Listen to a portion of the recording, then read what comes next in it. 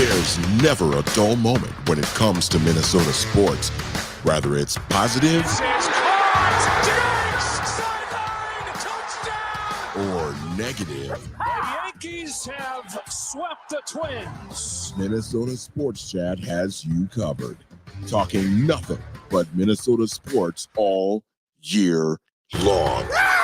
It's time now for the soon-to-be award-winning, if only in his own mind, Minnesota Sports Chat with your host, Ross Brendel.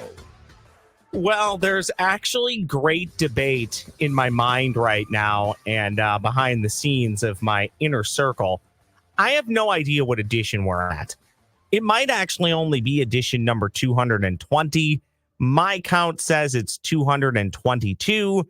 I am a Lakeville graduate, and I did not take a math class anywhere past 10th grade, so I think that will tell you where this discrepancy comes from. We're going with edition number 222 of the soon-to-be award-winning Minnesota Sports Chat presented by Beans Coffee Company.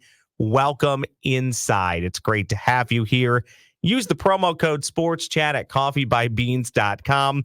You'll save some cash on the best coffee you will ever put in your mouth. That is promo code SportsChat at coffeebybeans.com. It is time to fulfill the monthly Manny quota, in which Manny Hill from KBEM Jazz 88, Score North utility player, Score North Taxi Squad, formerly of the Raised by Wolves podcast, 1500 ESPN board op, MPS Voices. He's everywhere, and he's on Minnesota Sports Chat right now to fulfill the once a month Manny Hill quota on this very podcast. How you doing, buddy?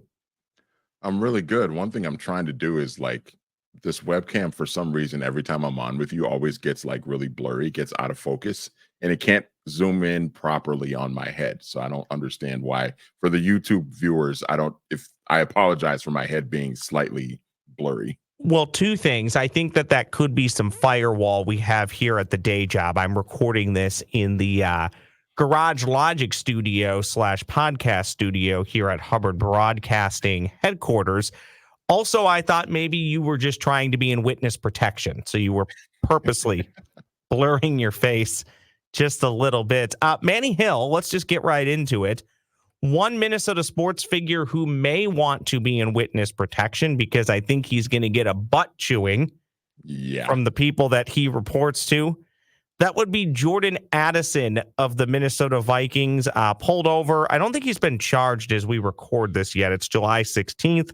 This will either drop on the 16th or the 17th. Neither here nor there. Alleged DUI near LAX in Los Angeles. I will tell you, Manny, people make mistakes. Some people make mistakes in life that are bigger than others. Some people make a lot of small mistakes that compound into one big mistake. So I'm not necessarily trying to hang him out to dry for this. But what I will say is his leash is already getting shorter. And here's why. I can lay this out and feel free to hop in when you would like. But we have the speeding incident going back to last year where I had to look this up. It appears he was going upwards of 140 miles per hour on 94 in Minneapolis near the Lowry Tunnel, where the speed limit is 55. So do the math. He was only 85 miles per hour over the speed limit on that occasion, Manny, in which he said he was rushing back to get to a sick dog. Our intrepid reporter, who knows people, who knows things, Judd Zolgad, reports he was actually driving in the opposite direction of his home. So unless he was trying to make a U-turn to get back to his dogs, I think we can logically assume that was just an excuse. Yep. Fast forward about a year. A teammate of his, albeit, I'll give him this, but it shouldn't matter, probably didn't know Kyrie Jackson all that well. Most of the team probably didn't know Kyrie Jackson all that well, but it doesn't matter. He's a teammate. He's a rookie. He's a young guy in the NFL trying to make his way in life. He dies in an accident that more than likely had alcohol involved, whether people in his car had alcohol or not. Don't know yet. Sounds like the driver who hit them did have alcohol in her system.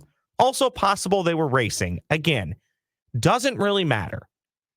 How tone deaf do you need to be a week and a half or 2 weeks after when you've already been lightly reprimanded for going 140 miles per hour on a major highway in Minneapolis? Your teammate has passed away in a car incident, and you are literally asleep at the wheel on an active lane in Los Angeles. I sincerely hope when this is all said and done, if it's not the Vikings, that the NFL steps in and uses the max penalty that they can. I don't know if it'll make a difference. I'm cheering for Jordan Addison both on the field and personally, but I can tell you right now, Manny, and look, I've made plenty of mistakes in my life, and I'll make more. But these are egregious ones, and these are dumb. And this needs to stop. And by and large, Jordan, you need to make it stop, or it's going to stop you from making money. And by the way, you're already spending way too much money on cars. The one was a Bentley, and now this is a Rolls Royce. I get it, but you're going to run out of money eventually, especially if nobody else is going to sign you if you keep getting in trouble with the law. So there's a lot to unpack there, Manny. But if this was the first incident he's had in his year and a half here, maybe you go, okay, that's really bad timing. He's a young kid, whatever. But the wake-up call should have been getting popped for doing 140. Yeah, see, that's the thing. That's my thing. That 140. Yeah, that's why. Yeah, well, that's the thing that has me worked up about this, is because of what happened last year. In addition to just the overall tone deafness of what happened to his teammate a week prior. I mean, it's and at this point, Ross, the Vikings have to. I mean, I know you mentioned like the league is going to maybe step in. Forget the league. The Vikings themselves need to step in and do something here. You have to send a message. This is the second straight offseason that Jordan Addison has done something egregious behind the wheel. It's two different things. One, he was driving a $140 on the highway, but you're putting lives at risk by doing that. And this past weekend was he consumed way too much alcohol and got behind the wheel and tried to drive. Thankfully, he passed out and ultimately didn't hurt anybody or hurt himself. Yeah, and that nobody hit him, Manny. His own life, not let alone the other people on the road because of his decision. His own life. He's in an active 100%. lane. 100%. And this whole thing is just the Vikings have to look at the way they handled the situation last year with him, which I don't know. I don't know if they punished him at all. I mean, we don't know, right? I mean, he played in every game last season, so it's not like he was suspended.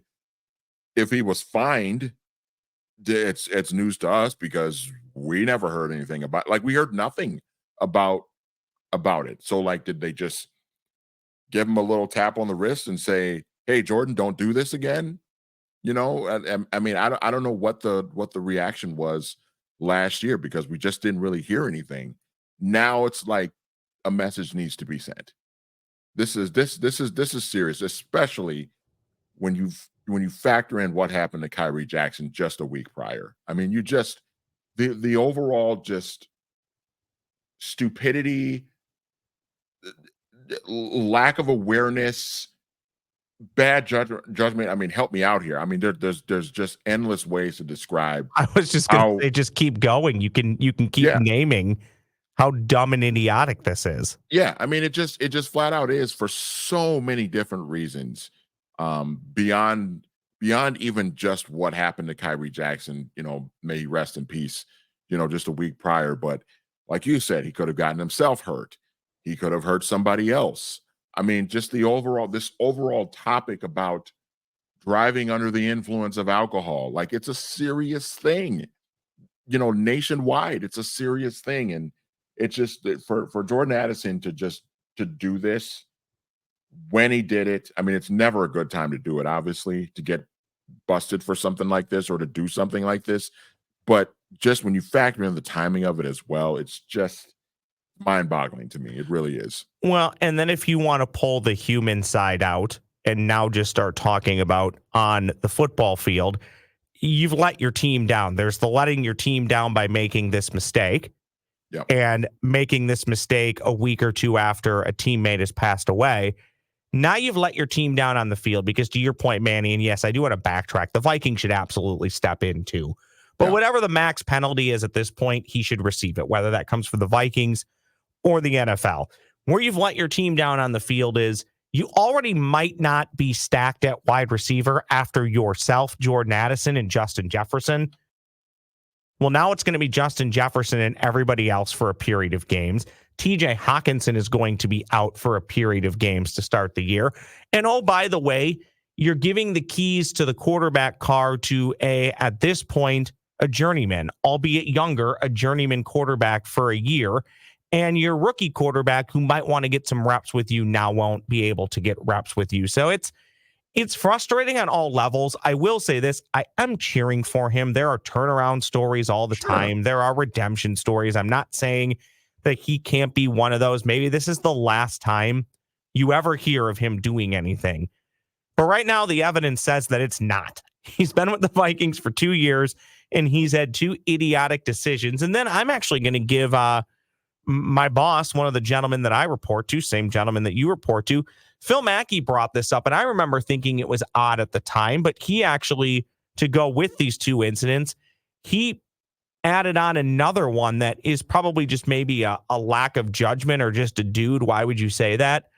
When he gets drafted, I believe he was talking to KOC, but it could have been Kwesi. I still get that wrong to this day. And he gets drafted, and immediately he says, "Let's get paid." You're going to get paid. You're going to make millions of dollars. I don't know if that's what you want to say to the regime that just drafted you. How about, "Thank you, sir. Let's get to work.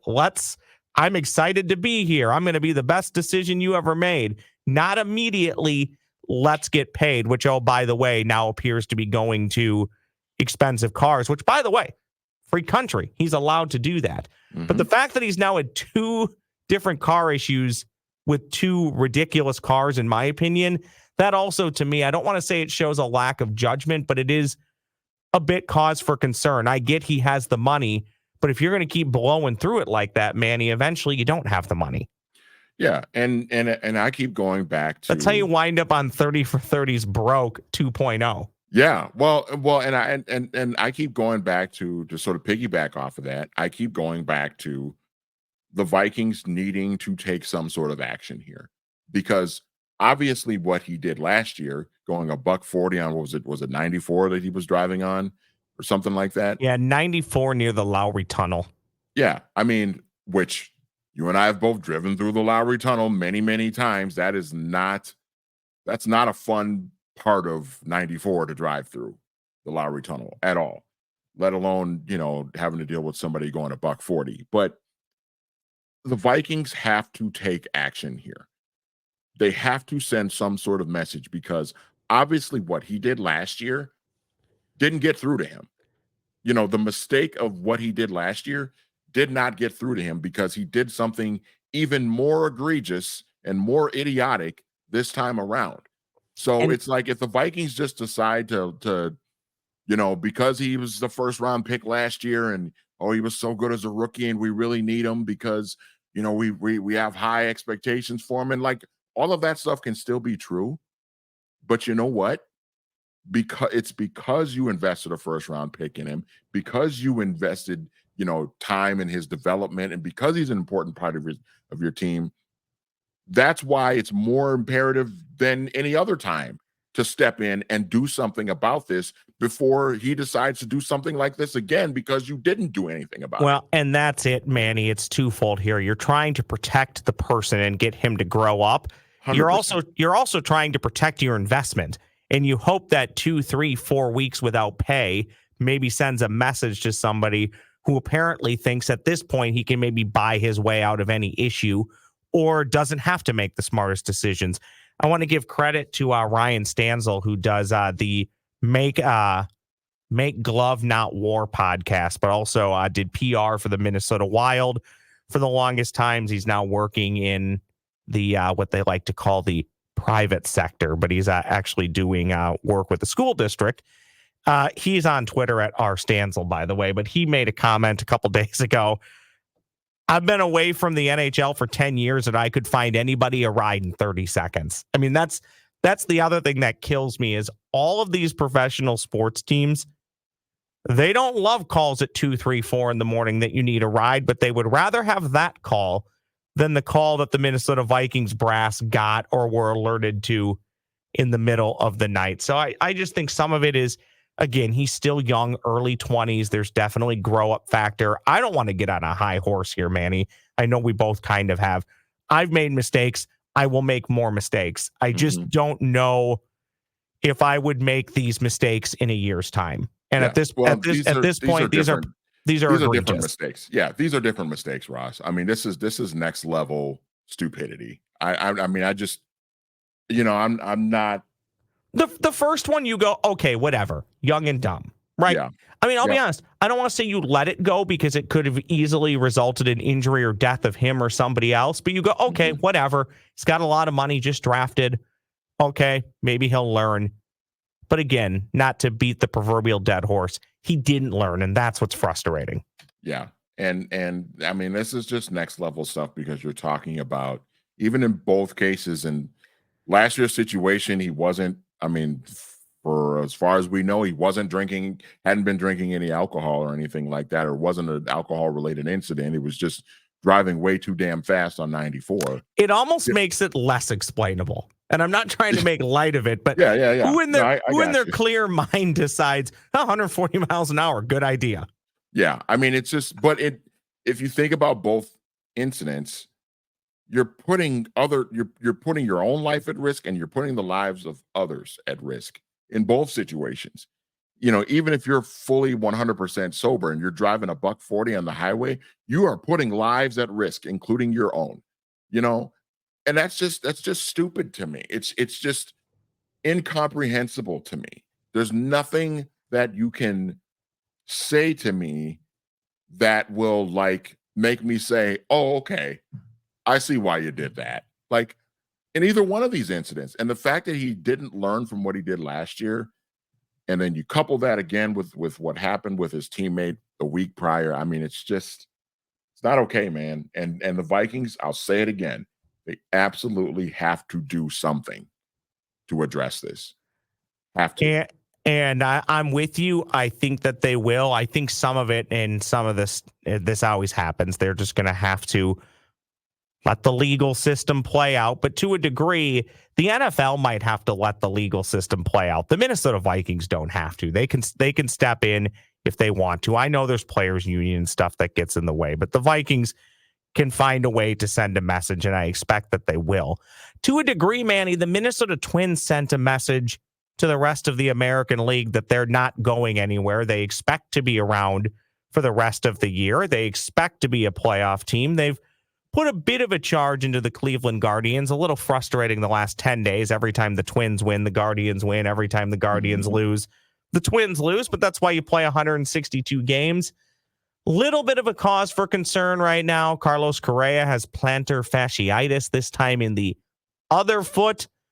They're claiming it's not as bad as it was last year, but who knows? Byron Buxton banged up, but appears he will not head to the IL. Jose Miranda went on the IL, but they're claiming that'll be a quick one. They just needed a body. He'll be eligible, I think, to come back on Sunday. Sounds like he will. Austin Martin to the IL. We're still waiting to get Brock Stewart and our guy Topa back. The conga line of injuries, I blame Declan and myself. Declan and myself did a Score North Twins show, extra innings, where the literal headline was Twins healthy for first time all year. Then that night there was, I think, the Austin Martin injury, and then the injuries have just stacked up from there. But I say all that to say this, Manny. If healthy or healthy enough, this is a playoff team, and I think we can say that because they weren't very healthy the first month or two of the season, and we head into the All-Star break, and they're in a playoff spot, couple games up for one of the last wild card spots or for the last wild card spot. If healthy, let's say Carlos Correa, maybe he's affected, but not as affected as he was last year by plantar fasciitis or fasciitis. I can never get that right either. Buxton, whatever. He's banged up all the time, but let's say he plays enough and you get some of these other guys back. How far realistically do you think this team can go? Because I would say, as constructed, Manny, I think they can do about what they did last year. I think they can win an opening round 3-game series, whether they go on the road or whether they end up winning the division and they host that series. Maybe they could win in the divisional round. I think they actually could win the divisional round depending on matchup. As they're currently constructed, I don't think they could do much more than that. What say you, Manny Hill? Yeah, I feel about the same way. I think even like depending on who they get in the wild card round will probably determine if they can, move on. Like, I think. Can you imagine having to go to Yankee Stadium for a 3-game series? Well, it could happen. It could happen. It absolutely could happen. I mean, the Yankees right now are, as of this recording, could be 4 or 5. Yeah, it could be. Could be a 4 or 5. And even if you somehow slip down to 6 or something like that, that 6th spot, the Yankees are only a game behind Baltimore in the American League East as of this recording. So, yeah, I mean, I don't personally, if I'm the Twins, I don't want anything to do with anybody in the American League East, honestly, because I don't think it's a good matchup. I don't think Baltimore is a good matchup for them. The Twins' record against those teams this year shows that. Yeah. I mean, it's just even like, I don't think this would happen, but like even a quick series against the Boston Red Sox, I wouldn't love that either, but if you can find a way, even if you don't win the Central and you get matched up with Cleveland, I'll take my chances with that. You know what I mean? I still don't know. Maybe the Guardians are coming back to earth a little bit. I think they were only about 4-6 in their last 10 games leading up to the All-Star break.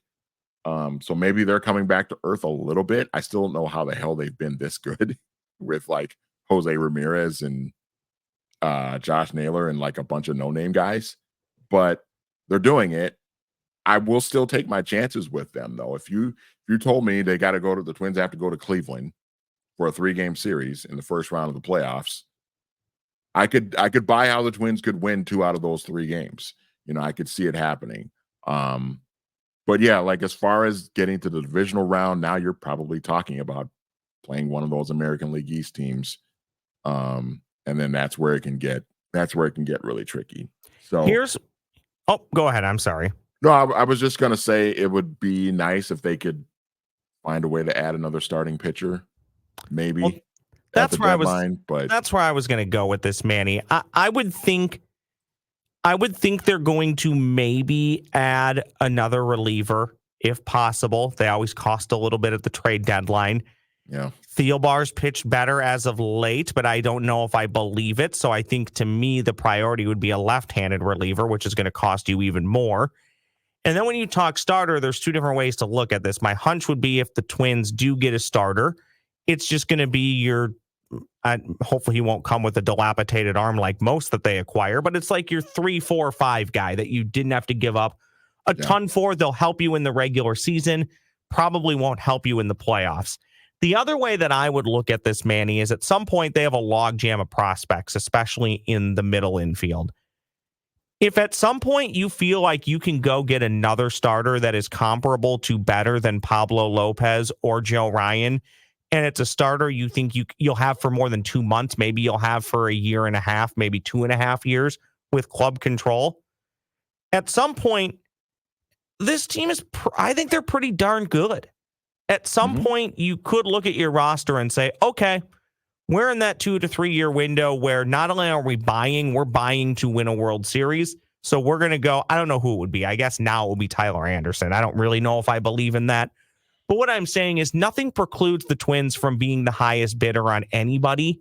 And at some point, they may just have to do that because they do have a lot of ammunition in the farm system. And guys that they just likely won't have a chance to play. I mean, they've already had to move Brooks Lee away from his best position because they're not going to put him where Carlos Correa or Royce Lewis are. Now, again, that's assuming Carlos Correa and Royce Lewis are playing, and I left Royce's name off that list of injuries. But Yeah. I do expect them to make moves. I don't expect them to be big, but what I am saying is they could make a big move if they wanted to.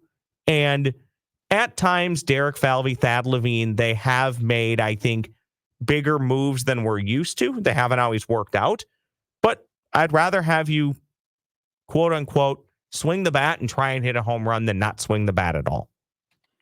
Yeah. I mean, I think it's just you have to ask yourself, like, you've built yourself into an organization that more often than not has been a playoff team. Now they came here after the 2016 season.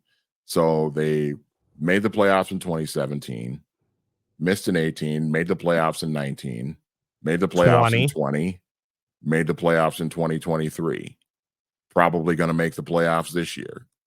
So that's in 8 years. That's five Five of 8. That's pretty good. It's not bad. I mean, we have our things to like nitpick with this organization, with this front office, but you make the playoffs 5 times in 8 years. That's nothing to sneeze at. I think I guess my point is they've done a good job of getting themselves in a position where more often than not, they're making the playoffs, or at least they're playoff contenders. Now it's like, all right, when do you make that move to kind of get yourself over the hump? When do you really take that risk? Now, they've made some moves. They've made more moves, I think, than probably previous regimes have done certainly in our adult lifetime. But it's kind of like, when do they make that, I don't know, CC Sabathia with the Brewers type of move? Cliff you know what Lee. I mean?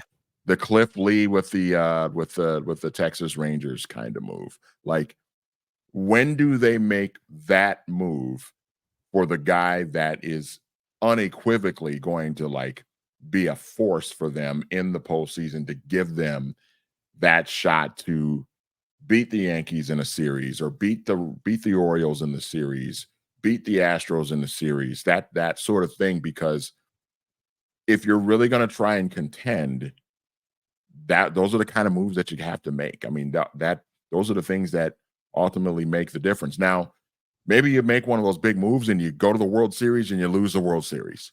You know what I would say? So what? You got to the World Series. You made something happen. You gave it a shot. That's ultimately, people like you and I, that's what we're hoping for them to do.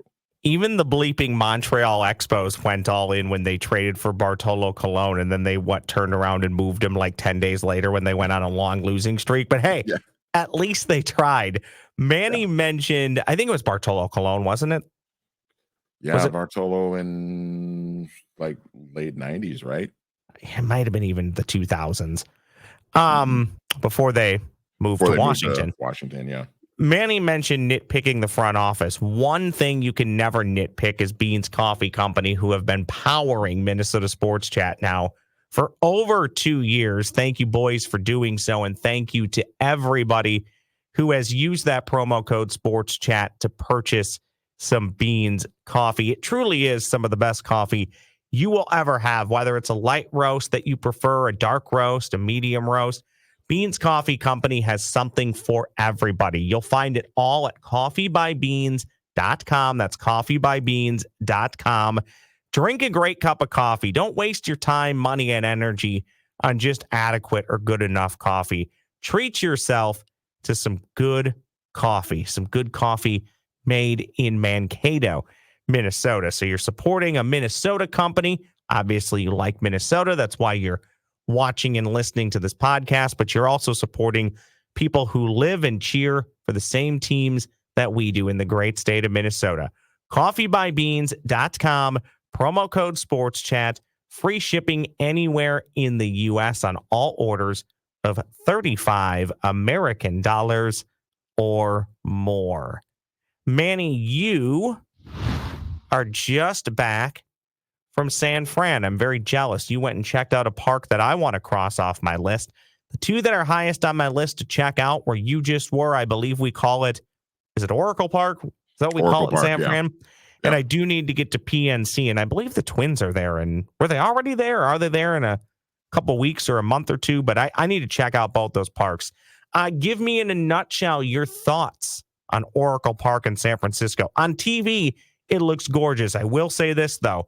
Every time I watch a Giants game on TV, and this is not a Bally Sports rip or a Twins rip, it is really bleeping hard to see the baseball in San Francisco on TV. It just is. Any ball hit in the air, I have no idea where it's at. Well, that's the thing I will tell you. In high sky. In person at Oracle Park, it is equally as hard to see a fly ball. It was really hard at times to the only ball you could see in the air is if it was a fly ball. I was fortunate enough to sit along I went to Saturday's game, the game the Twins actually won over the weekend. And I sat third base line about 10 rows back. So I had pretty good seats. You could see a foul ball that like goes over your head or goes, foul down the first base side. But any fly ball that's hidden play, you can't see it. It just disappears. And this was a clear, not a cloud in sight, sunny day in San Francisco, not a single cloud in the sky. But it was at that time that outfielders talk about, Manny. It wasn't even in the evening. I guess there it started at 4 local time? Yeah, it was a 4:15 first pitch. Yeah. So it was that middle of the afternoon sky and sun, which outfielders tell you almost anywhere is difficult. But for some reason, the Coliseum in Oakland, San Francisco, those are just tougher places to try and track a fly ball. Makes no sense to me when somebody says high sky.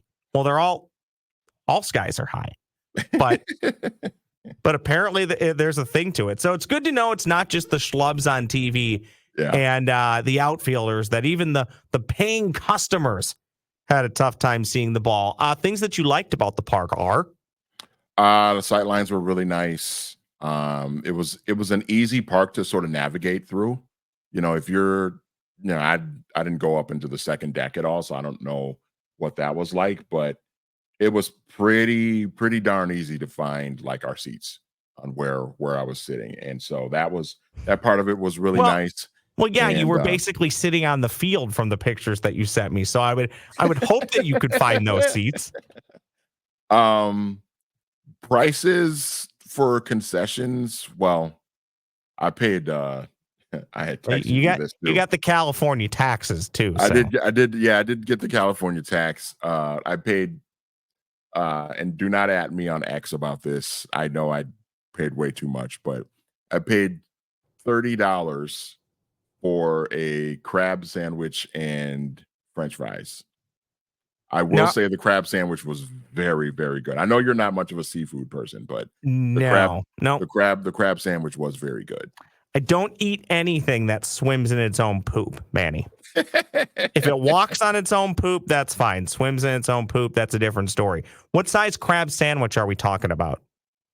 It was the size of like a normal sandwich. Okay. But I think it was just because it's crab meat, and so it's a little bit more fancy, and you factor in, like as you said, the California tax part of it too is bump the price up quite a bit. Years from now, people will say, "Where were you when Javier Vasquez played third base for the Minnesota Twins?"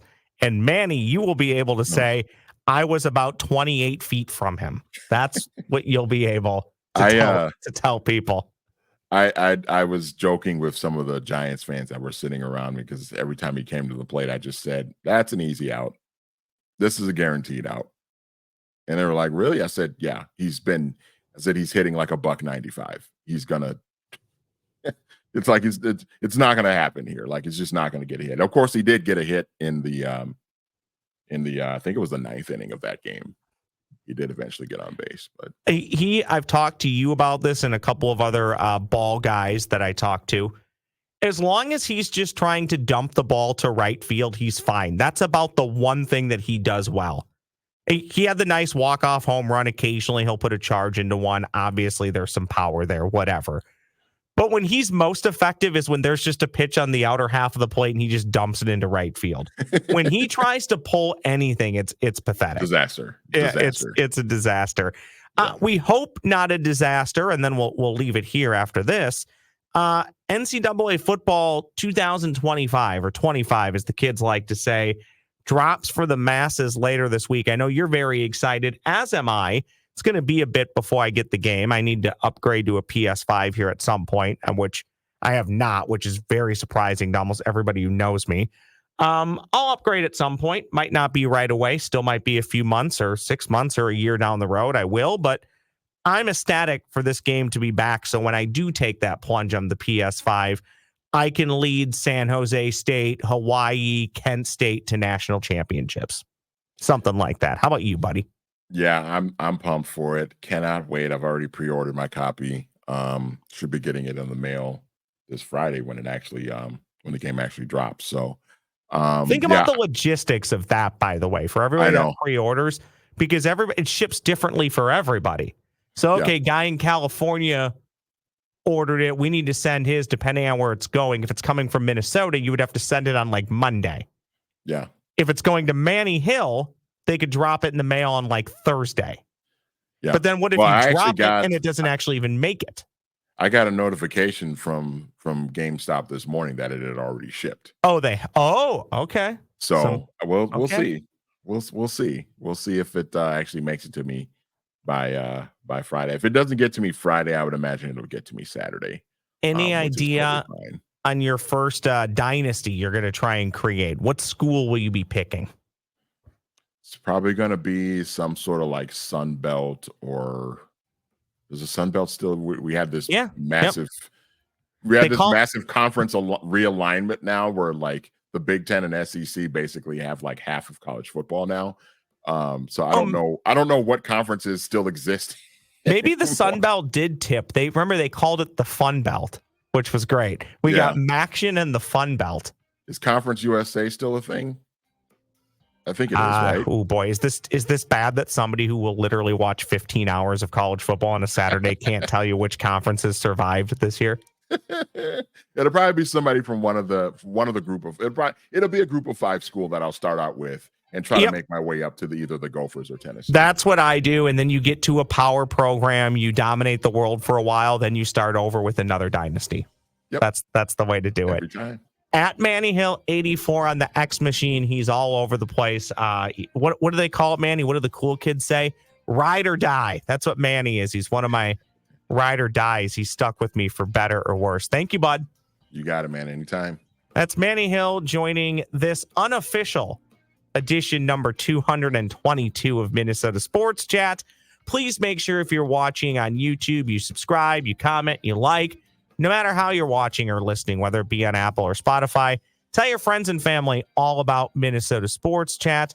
And please, please, please be safe on the roads, unlike Jordan Addison. Thanks for listening to Minnesota Sports Chat, presented by Beans Coffee Company. Use the promo code SPORTSCHAT. That's one word, Sports Chat, to save at checkout. Follow Ross on X at @TheRossBrendel. Like and subscribe to Minnesota Sports Chat wherever you get your podcasts. Rate and review kindly.